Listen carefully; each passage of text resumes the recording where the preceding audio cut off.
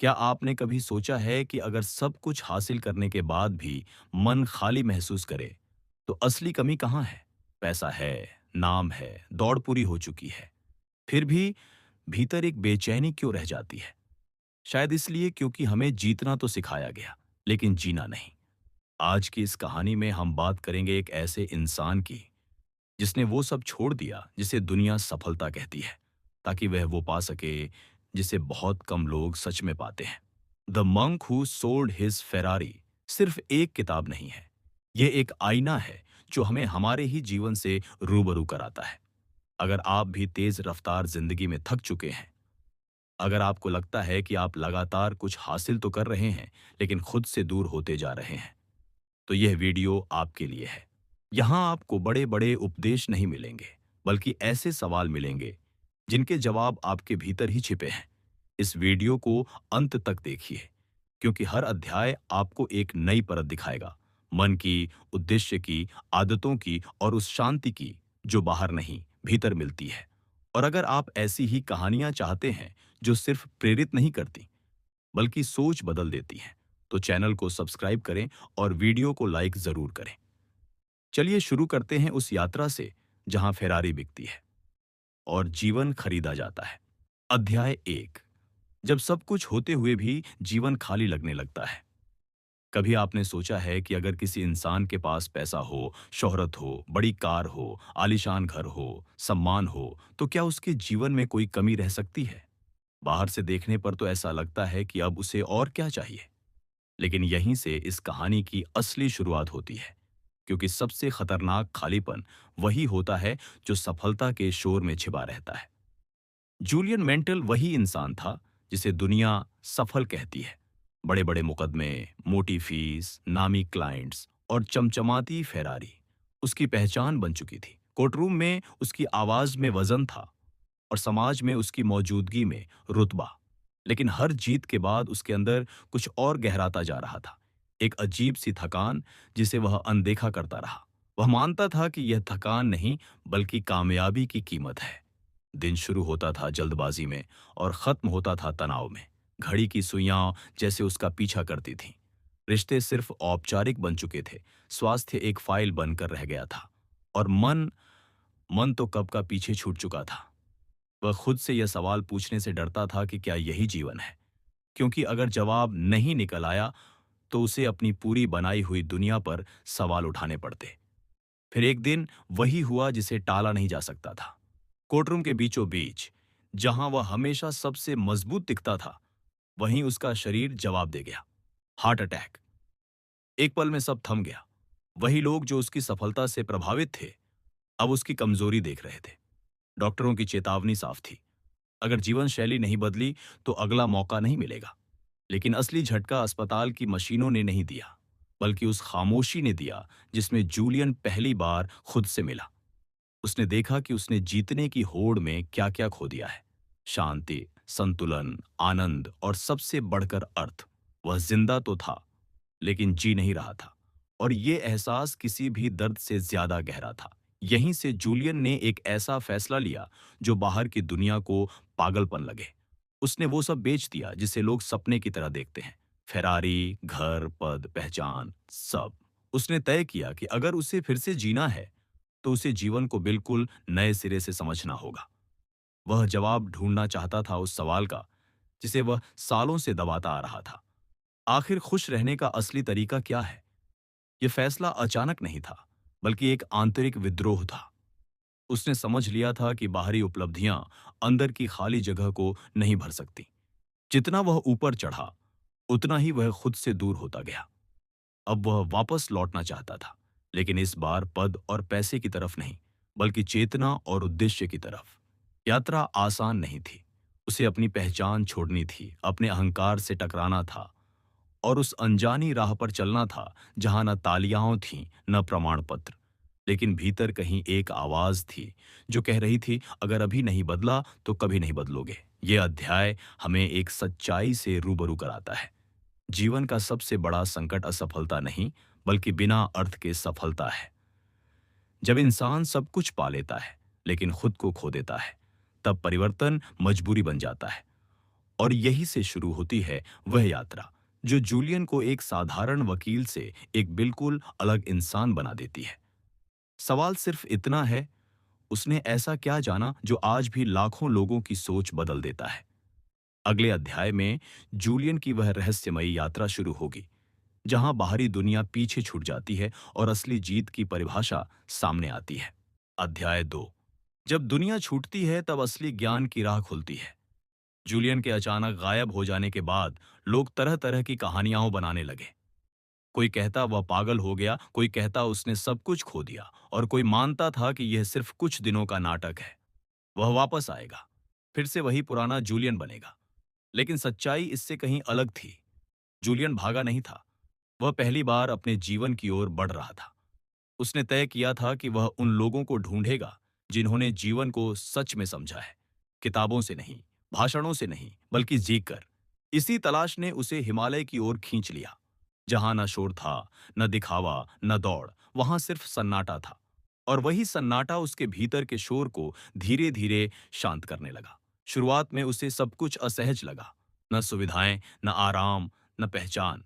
वह इंसान जो 5 मिनट की देरी भी बर्दाश्त नहीं करता था, अब घंटों बिना कुछ किए बैठा रहता। पहले उसे लगता था कि वह समय बर्बाद कर रहा है, लेकिन जल्द ही उसे एहसास हुआ, यही समय उसे वापस दे रहा है, जो उसने सालों पहले खो दिया था। हिमालय में उसकी मुलाकात उन साधुओं से हुई, जिनकी आंखों में एक अलग ही स्थिरता थी। वे न गरीब थे, न अमीर, वे बस मुक्त थे। उनके पास कम था, लेकिन उन्हें किसी कमी का एहसास नहीं था। जूलियन के लिए यह सबसे बड़ा झटका था। उसने पूरी जिंदगी और पाने में लगा दी थी, जबकि यहां लोग कम में भी पूर्ण थे। धीरे धीरे उसने सीखा कि मन एक बेकाबू घोड़े की तरह है। अगर उसे दिशा न दी जाए तो वह इंसान को कहीं का नहीं छोड़ता। साधुओं ने उसे बताया कि दुख बाहर से नहीं आता, वह भीतर के अव्यवस्थित मन से जन्म लेता है। इच्छाएं, तुलना, डर, ये सब मन के खेल हैं, और जब तक मन पर नियंत्रण नहीं, तब तक जीवन पर भी नहीं। जूलियन ने पहली बार समझा कि अनुशासन कोई सजा नहीं, बल्कि स्वतंत्रता का रास्ता है। सुबह जल्दी उठना, ध्यान करना, मौन में बैठना, ये सब उसके पुराने जीवन के बिल्कुल उलट था। पहले वह भागता था, अब वह ठहरना सीख रहा था, और यही ठहराव उसे गहराई से खुद से मिलवा रहा था। सबसे चौंकाने वाली बात यह थी कि साधुओं के पास समय बहुत था। वे जल्दबाजी में नहीं रहते थे, वे वर्तमान में जीते थे। जूलियन को एहसास हुआ कि उसका सारा तनाव भविष्य की चिंता और अतीत के बोझ से बना था। यहां उसे सिखाया गया कि जीवन सिर्फ इसी क्षण में है, न कल में, न कल के डर में। उसने जाना कि शरीर सिर्फ काम करने की मशीन नहीं, बल्कि चेतना का मंदिर है। खान पान, नींद, श्वास, हर चीज का सीधा असर मन पर पड़ता है। उसने महसूस किया कि उसने अपने शरीर को नजरअंदाज करके खुद के सबसे वफादार साथी से विश्वासघात किया था। दिन बीतते गए और जूलियन के भीतर एक नई स्पष्टता उभरने लगी। उसका चेहरा शांत होने लगा, आंखों में चमक लौट आई। वह हल्का महसूस करने लगा, जैसे कोई भारी बोझ उतार दिया हो। लेकिन यह सिर्फ शुरुआत थी। साधुओं ने उसे बताया कि असली परीक्षा तो तब होती है जब इंसान इस शांति को दुनिया के शोर में भी बनाए रखे। जूलियन समझ चुका था कि ज्ञान इकट्ठा करने की चीज नहीं, जीने की चीज है। पहाड़ों में सीखना आसान है, लेकिन मैदान में उतरकर उसी समझ को निभाना ही असली साधना है। और यही कारण था कि उसे अभी और सीखना था, मन की शक्तियों के बारे में, उद्देश्य के बारे में, और उस रहस्य के बारे में जो साधारण जीवन को साधारण बना देता है। यह अध्याय हमें यह सोचने पर मजबूर करता है, क्या हम सच में जी रहे हैं या सिर्फ आदतों में फंसे हुए हैं? क्या हमारी दौड़ हमें कहीं ले जा रही है या बस थका रही है?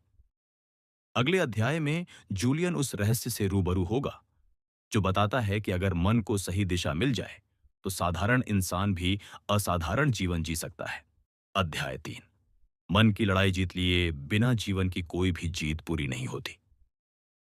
हिमालय की उस शांत दुनिया में रहते हुए जूलियन को यह लगने लगा था कि उसने सब समझ लिया है। उसका मन पहले से कहीं ज्यादा स्थिर था, शरीर हल्का लगने लगा था, और जीवन का बोझ कुछ कम महसूस हो रहा था। लेकिन तभी उसे एक बात समझाई गई, जिसने उसकी सोच को फिर से हिला दिया। असली समस्या बाहर की दुनिया नहीं, बल्कि भीतर चलने वाली लड़ाई है। और जब तक यह लड़ाई जीती नहीं जाती, तब तक कोई भी शांति स्थायी नहीं हो सकती। साधुओं ने जूलियन से एक सीधा सवाल पूछा, तुम्हारा मन तुम्हारा दोस्त है या दुश्मन? जूलियन चुप हो गया, क्योंकि पहली बार उसे एहसास हुआ कि उसका मन ही उसे सबसे ज्यादा थकाता रहा है। डर, शक, चिंता, तुलना, ये सब बाहर से नहीं आए थे, ये उसी के मन में पैदा हुए थे। और मजे की बात यह थी कि उसने इन्हें कभी चुनौती ही नहीं दी थी। उसे समझाया गया कि मन स्वाभाविक रूप से भटकने वाला है। अगर उसे दिशा न दी जाए तो वह नकारात्मकता की तरफ भागता है। साधुओं ने बताया कि हर इंसान दिन भर में हजारों विचार सोचता है, लेकिन ज्यादातर विचार या तो डर से जुड़े होते हैं या पछतावे से। यही कारण है कि लोग वर्तमान में होते हुए भी बेचैन रहते हैं। जूलियन को एक अभ्यास सिखाया गया, अपने विचारों को देखना, उनसे लड़ना नहीं। पहले यह उसे अजीब लगा। वह हमेशा अपने विचारों को सही या गलत साबित करने में लगा रहता था। अब उसे सिखाया गया कि विचारों को सिर्फ आने दो, जाने दो। धीरे धीरे उसने महसूस किया कि हर विचार सच नहीं होता। कुछ सिर्फ आदत होते हैं, कुछ पुराने डर और कुछ बिना बुलाए मेहमान। यहीं उसे यह भी समझ आया कि मन वही मानता है जो उसे बार बार बताया जाए। सालों तक जूलियन ने खुद को यही बताया था कि मुझे और चाहिए, अभी काफी नहीं है, अगर रुक गया तो पीछे रह जाऊंगा। अब उसे सिखाया गया कि अगर मन को सही बातें सिखाई जाएं, तो वही मन ताकत बन सकता है। साधुओं ने उसे बताया कि आत्म अनुशासन दरअसल आत्म प्रेम का सबसे ऊंचा रूप है। जब आप अपने मन को अनावश्यक चीजों से रोकते हैं, तो आप खुद को सुरक्षित कर रहे होते हैं। जूलियन ने पहली बार समझा कि सीमाएं बनाना कमजोरी नहीं, बल्कि बुद्धिमानी है। उसने ध्यान के दौरान यह महसूस किया कि मन जितना शांत होता है, उतनी ही स्पष्टता आती है। फैसले आसान लगने लगते हैं, प्रतिक्रिया की जगह उत्तर आता है। पहले जहां वह गुस्से में बोलता था, अब वह समझकर चुप रहना सीख रहा था, और यही चुप्पी उसे ताकत दे रही थी। सबसे गहरी सीख तब मिली जब उसे बताया गया कि बाहरी परिस्थितियां कभी भी पूरी तरह हमारे नियंत्रण में नहीं होंगी, लेकिन उन पर हमारी प्रतिक्रिया हमेशा हमारे हाथ में होती है। यही फर्क साधारण और असाधारण जीवन के बीच होता है। जूलियन को एहसास हुआ कि उसने अपनी पूरी जिंदगी दूसरों की उम्मीदों और हालात के हवाले कर दी थी। दिन बीतने के साथ उसका आत्म संवाद बदलने लगा। वह खुद से कठोर नहीं, बल्कि ईमानदार होने लगा। उसने देखा कि जैसे जैसे मन नियंत्रित होता है, वैसे वैसे आत्मविश्वास बढ़ता है। वह आत्मविश्वास जो दिखावे से नहीं, बल्कि भीतर की स्थिरता से आता है। लेकिन साधुओं ने उसे चेतावनी भी दी, मन पर काम करना एक बार का प्रयास नहीं, बल्कि रोज की साधना है। जैसे शरीर को रोज भोजन चाहिए, वैसे ही मन को भी सही दिशा चाहिए। एक दिन की लापरवाही और मन फिर पुरानी आदतों की ओर लौट सकता है। यह अध्याय जूलियन को यह सिखा गया कि जीवन की सबसे बड़ी लड़ाई बाहर नहीं, भीतर लड़ी जाती है। और जो इंसान अपने मन को जीत लेता है, वह परिस्थितियों का गुलाम नहीं बनता। अब सवाल यह था, अगर मन नियंत्रित हो जाए, तो फिर अगला कदम क्या है? क्या सिर्फ शांति ही जीवन का लक्ष्य है, या उससे आगे भी कुछ है? अगले अध्याय में जूलियन उस रहस्य से परिचित होगा जो बताता है कि बिना उद्देश्य के जीवन, चाहे कितना भी शांत क्यों न हो, अधूरा ही रहता है। अध्याय 4। जब जीवन को एक दिशा मिलती है, तब साधारण इंसान भी असाधारण बन जाता है। मन पर नियंत्रण सीख लेने के बाद जूलियन को लगा था कि अब शायद जीवन की सबसे बड़ी पहेली सुलझ चुकी है। भीतर शांति थी, विचारों में स्पष्टता थी, और प्रतिक्रियाओं में संयम आ चुका था। लेकिन साधुओं ने उसे एक बात साफ शब्दों में समझाई, अगर जीवन के पास कोई स्पष्ट उद्देश्य नहीं है, तो सबसे शांत मन भी भटक सकता है। शांति ठहराव देती है, लेकिन दिशा उद्देश्य देता है। और बिना दिशा के ठहराव भी धीरे धीरे जड़ता बन जाता है। जूलियन से पूछा गया, अगर तुम्हें पता ही ना हो कि तुम्हें कहाँ जाना है, तो सबसे तेज रास्ता भी किस काम का? यह सवाल उसके भीतर गूंजने लगा। उसने महसूस किया कि अपने पुराने जीवन में वह बहुत तेज दौड़ रहा था, लेकिन उसे खुद नहीं पता था कि वह क्यों दौड़ रहा है। पैसा, प्रतिष्ठा, पहचान, ये सब लक्ष्य नहीं थे, बल्कि दूसरों से मिले हुए मानक थे। उसे समझाया गया कि उद्देश्य कोई बड़ी घोषणा नहीं होती, बल्कि एक आंतरिक स्पष्टता होती है। ये जानना कि आप हर दिन जो कर रहे हैं, उसका अर्थ क्या है। जब इंसान का उद्देश्य साफ होता है, तो छोटी-छोटी परेशानियां भी उसे हिला नहीं पाती। लेकिन जब उद्देश्य धुंधला होता है, तो छोटी-सी असफलता भी भारी लगने लगती है। जूलियन ने पहली बार अपने जीवन से जुड़ा यह सवाल ईमानदारी से पूछा। अगर आज मेरा आखिरी दिन हो, तो क्या मैं संतुष्ट रहूंगा? जवाब ने उसे चुप करा दिया। उसने समझ लिया कि उसने अपनी ऊर्जा उन चीजों में लगा दी थी, जो अंत में कोई गहराई नहीं छोड़ती। वह जी तो रहा था, लेकिन किसी और की परिभाषा के अनुसार। साधुओं ने उसे सिखाया कि उद्देश्य हमेशा बाहरी नहीं होता। कुछ लोग दुनिया बदलने के लिए बने होते हैं, और कुछ लोगों को खुद को बदलकर दुनिया के लिए उदाहरण बनना होता है। दोनों ही रास्ते मूल्यवान हैं, बस पहचान जरूरी है। जूलियन को यह एहसास हुआ कि उसका असली उद्देश्य दूसरों को जीतने का नहीं, बल्कि खुद को समझने का था, और उस समझ को जीवन में उतारने का। उसे यह भी बताया गया कि उद्देश्य मिलने के बाद जीवन अचानक आसान नहीं हो जाता, बल्कि जिम्मेदार हो जाता है। अब आपके फैसले किसी डर से नहीं, बल्कि दिशा से तय होते हैं। आप हर मौके पर हाँ नहीं कहते, क्योंकि आपको पता होता है कि क्या आपके रास्ते का हिस्सा है और क्या नहीं। जूलियन ने देखा कि जब उद्देश्य स्पष्ट होता है, तो समय अपने आप व्यवस्थित होने लगता है।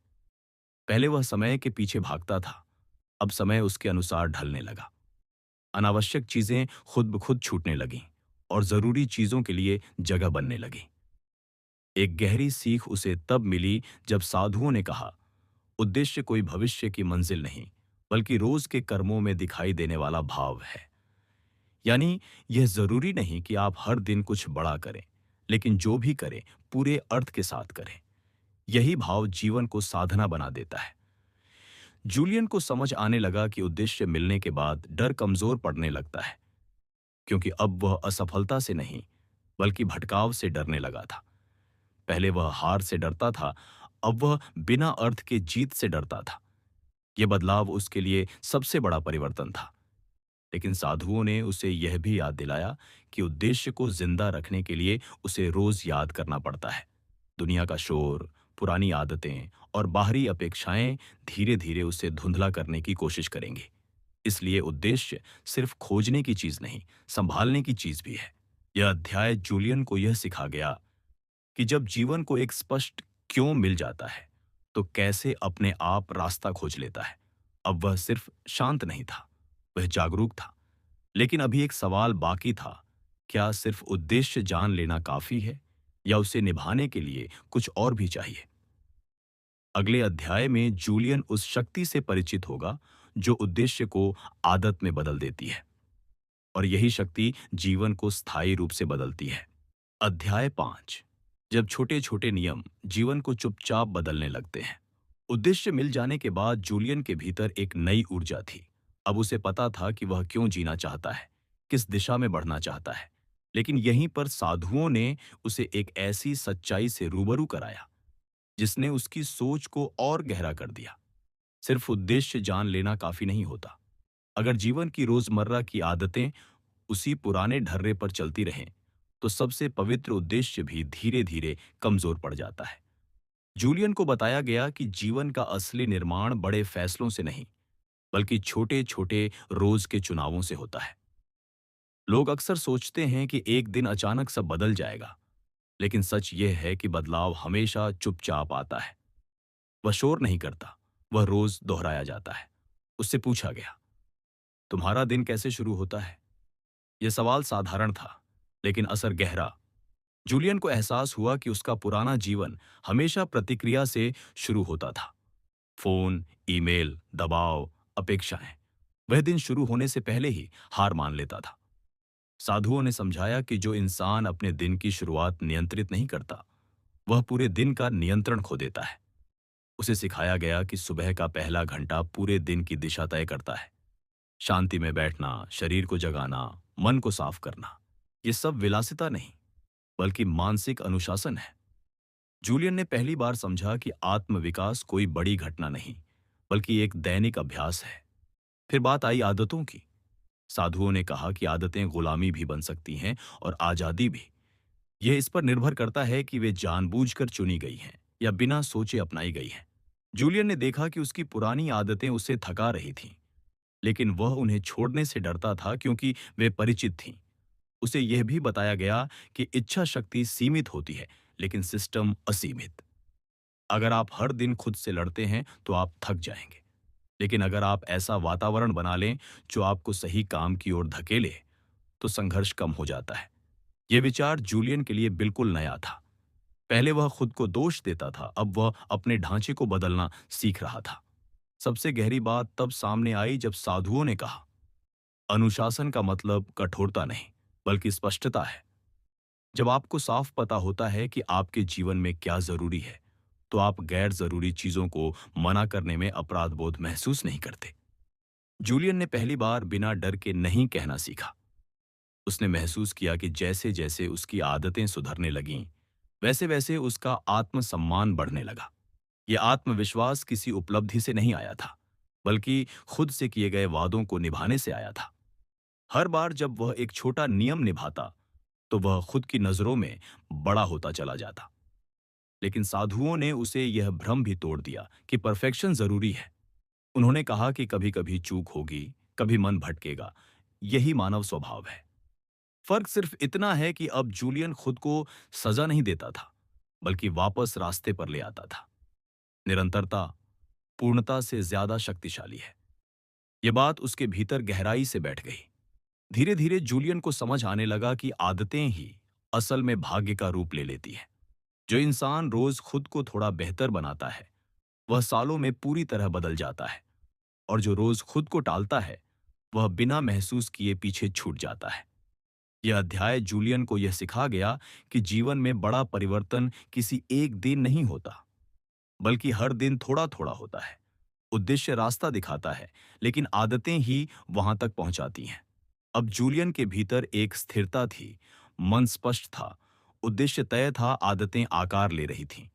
लेकिन अभी एक आखिरी सवाल बाकी था। क्या यह सब सिर्फ उसके लिए था, या इस समझ को दुनिया के बीच भी जिया जा सकता है?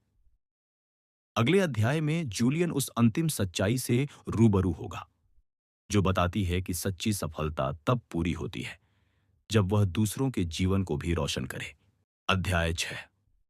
जब आत्म विजय सेवा बन जाती है, तभी जीवन पूर्ण होता है। अब जूलियन वही इंसान नहीं रहा था जो कभी अदालतों में जीत के लिए जीता था। मन स्थिर था, उद्देश्य स्पष्ट था, आदतें सधी हुई थीं। बाहर से देखने पर उसका जीवन शांत लग सकता था, लेकिन भीतर एक गहरी हलचल थी, एक सवाल जो उसे लगातार कुरेद रहा था। अगर यह सब ज्ञान सिर्फ उसके अपने जीवन तक सीमित रह जाए, तो क्या यह अधूरा नहीं रह जाएगा? क्या आत्मविकास का असली अर्थ सिर्फ स्वयं को बेहतर बनाना है, या कुछ और भी है? यही वह मोड़ था जहां जूलियन ने जीवन की सबसे गहरी सच्चाई को समझना शुरू किया। साधुओं ने उससे कहा, जब तक ज्ञान अहंकार बनकर रहता है, तब तक वह बोझ है। लेकिन जब वही ज्ञान सेवा बन जाए, तो वह मुक्ति है। यह बात सुनने में सरल थी, लेकिन इसके मायने बहुत गहरे थे। जूलियन ने महसूस किया कि पहले वह दूसरों पर प्रभाव डालने के लिए जीता था, अब उसे दूसरों के लिए उपयोगी बनना सीखना था। उसे समझाया गया कि सच्ची सफलता तालियों से नहीं मापी जाती, बल्कि उन चेहरों से मापी जाती है जिनके जीवन में आपने शांति जोड़ी हो। पहले जूलियन दूसरों को हराने में अपनी पहचान ढूंढता था, अब वह दूसरों को उठाने में अपना उद्देश्य देखने लगा। यह बदलाव किसी नियम से नहीं आया था, बल्कि भीतर की स्पष्टता से आया था। साधुओं ने उसे यह भी बताया कि सेवा का मतलब दुनिया छोड़ देना नहीं होता। सेवा का मतलब है जहां हो, जैसे हो, वहां अपना सर्वश्रेष्ठ देना। एक अच्छा श्रोता बनना भी सेवा है, ईमानदारी से काम करना भी सेवा है, अपने परिवार के साथ पूरी उपस्थिति में रहना भी सेवा है। जूलियन ने समझा कि सेवा कोई भूमिका नहीं, बल्कि एक दृष्टिकोण है। यहीं पर उसे यह एहसास हुआ कि उसका पुराना जीवन पूरी तरह गलत नहीं था, वह अधूरा था। अब उसे भागना नहीं था, बल्कि लौटना था। लेकिन इस बार वही इंसान बनकर नहीं जो वह पहले था। अब उसके पास दौलत नहीं थी, लेकिन दृष्टि थी। अब उसके पास पद नहीं था, लेकिन प्रभाव था। और यह प्रभाव शोर नहीं करता था, यह चुपचाप काम करता था। जब जूलियन वापस लौटा तो लोगों ने एक अजीब बदलाव देखा। वह बोलता कम था, सुनता ज्यादा था, वह सिखाता नहीं था, वह जीकर दिखाता था। उसकी मौजूदगी में ही एक ठहराव था। लोग उसकी बातों से नहीं, उसकी अवस्था से प्रभावित होने लगे। यही वह प्रभाव था जिसे वह पहले जबरन बनाना चाहता था। उसने समझ लिया था कि जीवन का असली संतुलन देना और पाना के बीच नहीं, बल्कि देना और देना के बीच होता है। जितना वह बांटता गया, उतना ही भीतर से समृद्ध होता गया। यह समृद्धि किसी बैंक खाते में नहीं दिखती थी, लेकिन आत्मा के स्तर पर महसूस होती थी। सबसे गहरी सीख उसे तब मिली जब उसने यह जाना कि मृत्यु का डर तभी तक सताता है जब तक जीवन अधूरा लगता है। जब इंसान हर दिन पूरे भाव से जीने लगता है तो अंत का डर कमजोर पड़ जाता है। जूलियन अब भविष्य से नहीं डरता था, क्योंकि वह वर्तमान से भाग नहीं रहा था। यह अध्याय हमें यह एहसास कराता है कि आत्मविकास की यात्रा स्वार्थ से शुरू हो सकती है, लेकिन उसका अंत करुणा में ही होता है। जो इंसान खुद को जीत लेता है, उसके लिए अगला कदम दूसरों को सशक्त बनाना ही होता है। यही जीवन का प्राकृतिक विस्तार है। जूलियन की कहानी यहीं खत्म नहीं होती, बल्कि यहीं से हर पाठक की कहानी शुरू होती है। सवाल यह नहीं है कि आप फेरारी बेच पाएंगे या नहीं। सवाल यह है, क्या आप वह जीवन छोड़ने को तैयार हैं जो बाहर से सफल दिखता है लेकिन भीतर से खाली है? क्योंकि अंत में सबसे बड़ी जीत वही होती है जो आपको बेहतर इंसान बना दे। ऐसा इंसान जिसकी मौजूदगी से दुनिया थोड़ी शांत हो जाए, थोड़ी सच्ची हो जाए। यही है उस भिक्षु की असली विरासत, जो उसने किसी को उपदेश देकर नहीं, बल्कि जीकर सिखाई। अगर आपने इस पूरी यात्रा को ध्यान से सुना है, तो एक बात अब साफ हो जाती है। जीवन को बदलने के लिए दुनिया छोड़ना जरूरी नहीं होता। जरूरी होता है अपनी सोच बदलना। The monk who sold his Ferrari हमें यह नहीं सिखाती कि सब कुछ त्याग दो, बल्कि यह सिखाती है कि जो कुछ भी करो, पूरे होश और पूरे अर्थ के साथ करो। पैसा गलत नहीं है, सफलता गलत नहीं है, गलत है उस सफलता में खुद को खो देना। जूलियन की कहानी हमें याद दिलाती है कि असली जीत बाहर नहीं, भीतर होती है। जब मन स्पष्ट हो, उद्देश्य साफ हो, आदतें सही दिशा में हों और जीवन में सेवा का भाव जुड़ जाए, तब इंसान अपने आप एक अलग ऊंचाई पर पहुंच जाता है। यह ऊंचाई दिखावे की नहीं होती, यह शांति की होती है, संतुलन की होती है। अब सवाल किताब का नहीं, सवाल आपका है। आप आज जिस जीवन को जी रहे हैं, क्या वह आपको भीतर से भर रहा है या सिर्फ थका रहा है? अगर कहीं भी मन कहता है कि कुछ कमी है, तो यही सही समय है रुककर खुद से मिलने का। क्योंकि बदलाव किसी बड़े दिन का इंतजार नहीं करता, वह आज से शुरू होता है। अगर यह सार आपको सोचने पर मजबूर कर गया हो, तो इसे यहीं मत छोड़िए। एक छोटी आदत बदलिए, एक गलत दिशा को पहचानिए और एक सही कदम उठाइए। याद रखिए, जीवन की गुणवत्ता चीजों से नहीं, चेतना से तय होती है।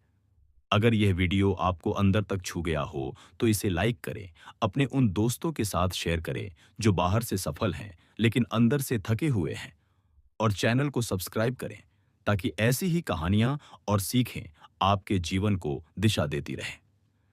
धन्यवाद इस यात्रा का हिस्सा बनने के लिए। मिलते हैं अगली कहानी के साथ, जो शायद आपकी जिंदगी की दिशा बदल दे।